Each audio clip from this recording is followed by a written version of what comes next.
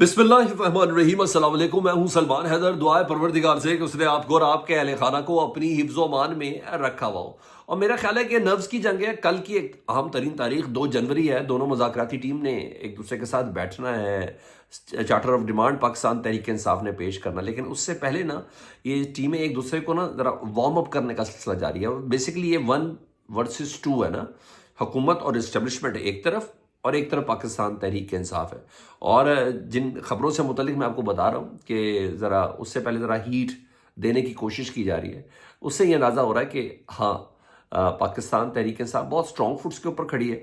इमरान खान साहब का स्टांस जो है वो बिल्कुल नाकाबिल लचक इस वक्त तक तो नज़र आ रहा है, क्योंकि फैज़ हमीद साहब से मुतलिक तो बातें तो चल रही थी और ये सब कुछ था कि, और ख़बरों के मुताबिक कि जनवरी के वस्त तक उनसे मुतलिक फ़ैसला आ जाना है कि इधर उनको उम्र कैद देनी है, इधर उनको सज़ाए मौत देनी है या क्या है। उससे पहले DGISPR एक सर्टन ख़बर तो शेयर कर चुके हैं कि उनका पॉलिटिकल सियासी मामलात के अंदर और अपनी जॉब के दौरान या रिटायरमेंट की वो जो एक सर्टन 2 या 3 साल का जो वक्फा होता है उसके दौरान उन्होंने कोई पॉलिटिकल एक्टिविटीज़ की हैं, उसके ऊपर इंक्वायरी जारी है।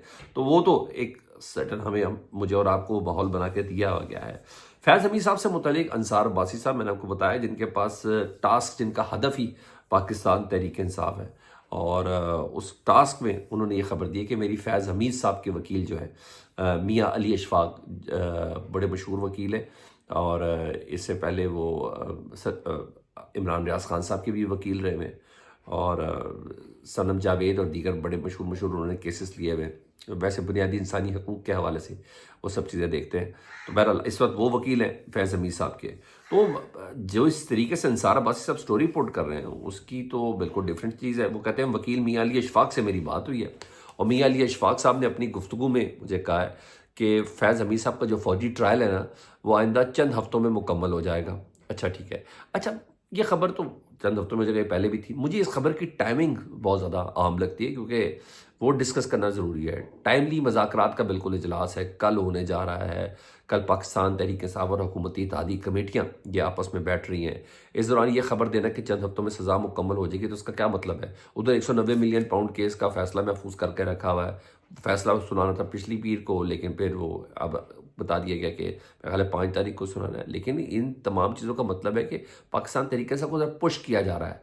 उनको बताया जा रहा है कि ज़रा आप ज़रा अच्छे बच्चे बन जाए तो सबसे ज़्यादा मुनासिब है। अगर नहीं बनेंगे तो हमारे पास ये वाले कार्ड्स हैं जो हम बहुत अच्छे से खेल सकते हैं। इधर फैज़ हमीद वाला कार्ड, 9 मई वाला कार्ड, यानी जिस तरीके से भी वो चीज़ें हैं, और 190 मिलियन पाउंड वाला केस। क्योंकि फैज़ हमीद साहब का मामला जितना भी है ना, वो जाने इदारा जाने वो कुछ भी था, लेकिन उनका जो जो टीज़र है ना ISPR की स्टेटमेंट के मुताबिक, वो टीज़र बड़ा ज़बरदस्त है ना। वो सारा पॉलिटिकल ओरिएंटेड टीज़र है और वो सारे का सारा जुड़ता है इमरान खान साहब से, वो सारे का सारा जुड़ता है पाकिस्तान तहरीक इंसाफ से। वकील अली अशफाक साहब कहते हैं मैं और मेरे 2 साथी, टोटल 3 वकील हैं, वो कह रहे हैं जो हम फैज़ हमीद के लिए प्रेजेंट हो रहे हैं, अदालत के अंदर जा रहे हैं, उनकी नुमाइंदगी कर रहे हैं। सवाल पूछा है बकौल अंसार अब्बासी साहब की, मैं आपसे सवाल करता हूँ अली अशफाक साहब, क्या फैज़ हमीद साहब इमरान खान साहब के हवाले से या किसी हवाले से कोई वादा माफ गवाह बनना जा रहे हैं? तो उन्होंने कहा कि मैं इसका जवाब आपको नहीं दे सकता। क्यों मैं इसका जवाब इसलिए नहीं दूंगा कि ये case already official secret act के तहत आया है और तफसील बताई नहीं जा सकती, क्योंकि ऑलरेडी इधर फौजी अदालतों की एक सर्टेन प्रिंसिपल है कि वहाँ यहाँ इन चीज़ों का मामला को ज़रा नहीं दिखाया जाता। ये हाई कोर्ट और सुप्रीम कोर्ट तो है नहीं, यहाँ सज़ा गुनाह वहाँ ये जब कभी ऑफिशियल चीज़ें होंगी वो भी उतनी होंगी जितनी बताने की इजाज़त होगी, तो तभी जाके बताया जाएगा। हाँ, कल को ज़ाहिर बात है फैज़ हमीद साहब अपने इस केस को हाई कोर्ट में, सुप्रीम कोर्ट के अंदर चैलेंज करेंगे, तो उस वक्त भी एक सर्टन लिमिट से ज़्यादा इन चीज़ों को अफशा नहीं किया जा सकता। तो उन्होंने कहा ये ऑफिशियल सीक्रेट एक्ट है, मैं आपको नहीं कह सकता। बहरहाल मुझे लगता है कि ये सिर्फ और सिर्फ ये खबर देने का मकसद ये है कि पाकिस्तान तहरीक इंसाफ को थोड़ा पुश किया जाए, क्योंकि यहाँ तो एक तरफ है, उधर अली अमीन गंडापुर साहब ने उस साल का आगाज़ में एक फिर बड़ी ज़बरदस्त बढ़क मारी है। बढ़क से ज़्यादा मैंने कहा वो प्रैक्टिकल किसी और जगह पर है, ठीक है, और वो सही जगह पे है जहाँ वो प्रैक्टिकल है, मगर बढ़क भी ऐसी मारते ना तो एक बार कहते हैं यार अच्छा वाकई ये होने वाला है। तो पाकिस्तान तहरीक इंसाफ के कारकुनों के जज्बात से बड़ा खेलते हैं, बेसिकली मेरा इख्तलाफ उन पर ये है। और ये काम अच्छा करते हैं मगर प्रैक्टिकली ज़रा थोड़ा डिफरेंट चीज़ करते, तो इसलिए ज़रा पाकिस्तान तहरीक इंसाफ के लोगों से उनको सलवातें भी सुननी पड़ती है। वो कहते हैं हमारे मुतालबात पूरे ना किए तो हम फिर तहरीक के लिए तैयार हैं। इधर तक तो मुझे पता है कि पाकिस्तान तहरीक इंसाफ वाकई एक तहरीक के लिए तैयार है। ये सिर्फ कड़क सर्दियों का जो मौसम है ना, اسی بہانے وہ 30 جنوری 31 جنوری کی عمران خان صاحب کی ڈیڈ لائن ہے کہ مذاکرات کے عمل کو 31 جنوری سے پہلے آپ نے ختم کر دیں، 31 جنوری تک رکھیں، اس کو ان لمیٹڈ ٹائم تک نہ رکھیں، صرف انگیج کرنے کی حد تک نہ رکھیں، اس کا فیصلہ کریں 31 جنوری تک۔ تو 31 جنوری تک وہ سخت سردیوں کا فیز بھی گزر جائے گا، تو اس کے بعد 8 فروری کے لیے ایک سرٹن پورا پلان ہے۔ میں آپ کو بتا دوں 8 فروری جس دن پاکستان تحریک انصاف کے مینڈیٹ کو چوری کیا گیا تھا، جس دن پاکستان تحریک انصاف کو میدان میں کھلایا گیا تھا آفیشلی ان کے اوپر پابندی لگا کے، جب ان سے ان کا انتخابی نشان ہی لے لیا گیا تھا، تو وہ انہوں نے اس دن کا ویسے 8 فروری کا پلان کیا ہوا ہے۔ تو ادھر تک تو مجھے پتہ ہے کہ علی امین گنڈا پور صاحب بالکل درست کہہ رہے ہیں کہ ہمارے مطالبات پورے نہ کیے تو پھر ہم تحریک کے لیے تیار ہیں۔ اگر ہمارے مطالبات پھر مذاکرات پہ نہ بات ہوئی تو ان کو پاکستان میں ان سے مراد یہ سیاسی گورنمنٹ کہہ رہے ہیں، انہوں نے کہا ان کو پاکستان میں رہنا راس نہیں آئے گا۔ پھر یہ لوگ شام اور بنگلہ دیش کی طرح ہیلی کاپٹرز پہ بھاگے گئے، وہاں حسینہ واجد بھاگی تھیں، وہاں بشار الاسد بھاگے تھے، ٹھیک ہے، تو یہ دونوں سیاسی لیڈر تھے، پھر ان کو شام اور بنگلہ دیش کی طرح ہیلی کاپٹرز میں بھاگنا پڑے گا، مطلب وہاں بھی سیاستدان ہی بھاگے تھے۔ ادھر رانا ثناء اللہ صاحب بھی کہہ رہے ہیں کہ مذاکرات کامیاب نہ ہوئے تو یا تو وہ نہیں یا تو ہم نہیں، تو یہ سب باتیں تو وہ چل رہی ہیں نا۔ تو دونوں فریقین ایک دوسرے کو نا کل کے اجلاس سے پہلے تھوڑا وارم اپ کر رہے ہیں، اب دیکھتے ہیں کیا ہوتا ہے۔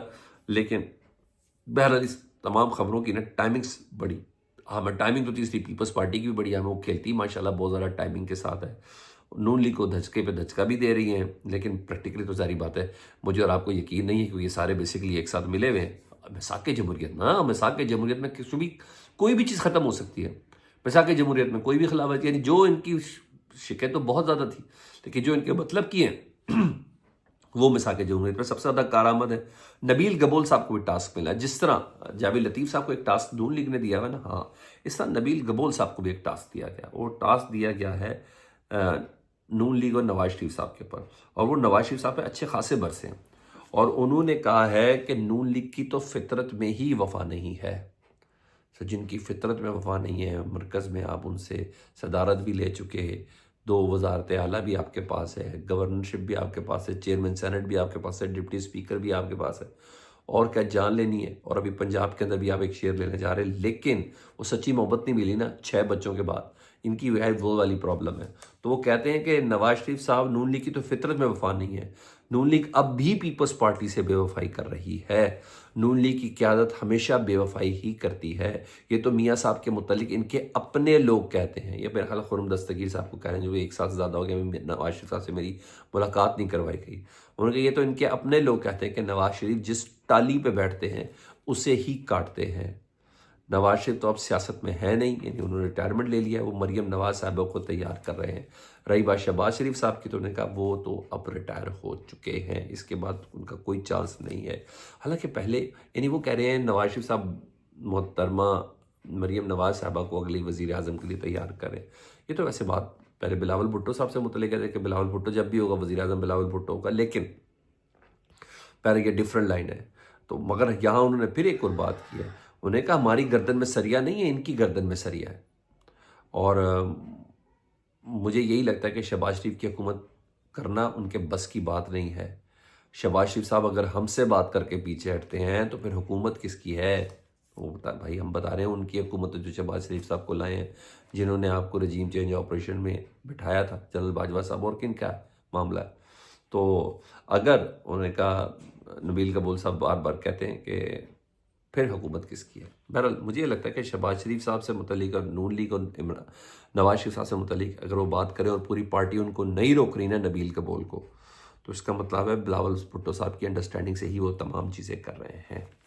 ادھر نئے سال کی ایک اور خبر یہ ہے کہ 9 مئی کے واقعات میں عمران خان صاحب کو پنجاب کے حدود میں درج 59 مقدمات ہیں ٹوٹل، ان میں سے 26 میں عمران خان صاحب کی گرفتاری ڈال دی گئی ہے، 18 مقدمات میں بعد از گرفتاری ضمانت عمران خان صاحب کی منظور ہو چکی ہے، 2 مقدمات میں بے گناہ قرار دیا گیا ہے، مطلب 26 یہ اور 190 ملین 27 مقدمات میں عمران خان صاحب گرفتار کیے گئے ہیں۔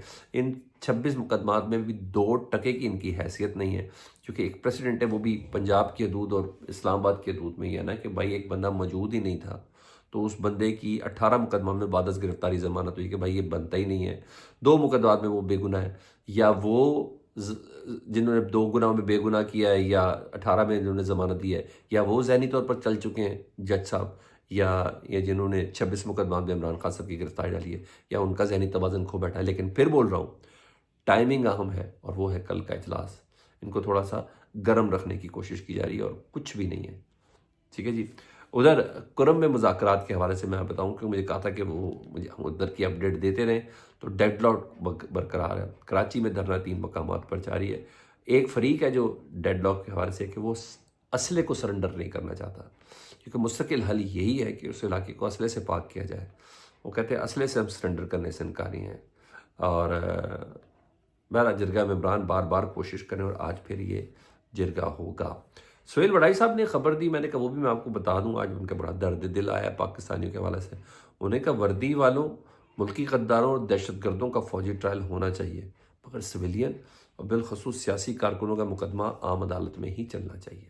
Very good sir, thank you. آپ کو میرے خیال ہے سوشل میڈیا کی آواز سمجھ آ گئی کہ عوام کیا چاہتی ہیں. اور تازہ خبر ہے قائمہ کمیٹی برائے انسانی حقوق کے حوالے سے، جس کی سربراہی کرتے ہیں صاحبزادہ حامد رضا صاحب، جو مذاکراتی کی ٹیم کے اسپوکس پرسن بھی ہیں، عمران خان صاحب کے نہایت بااعتماد ساتھی ہیں جی. اور قائمہ کمیٹی نے انسانی حقوق کا جلد سے جلد اڈیالہ جیل کا دورہ کرنے کا فیصلہ کیا ہے، اور انسانی حقوق کے اجلاس میں یہ فیصلہ کیا گیا. اب تفصیل دیکھ کر بتائیں گے جی کہ اڈیالہ میں کیا ہو رہا ہے. اس سے پہلے جو سپریم کورٹ کی کمیٹی تھی اس میں جو بنائی گئی تھی اڈیالہ جیل میں، اس میں عمران خان صاحب کے جو سیل تھا اس کا وزٹ کرنے کی اجازت نہیں دی گئی. تو یہ اپڈیٹ سے سر فیڈ بیک سے متعلق ضرور آگاہ کریں. اپنا بہت خیال رکھیں. اللہم صلی علی محمد و علی محمد.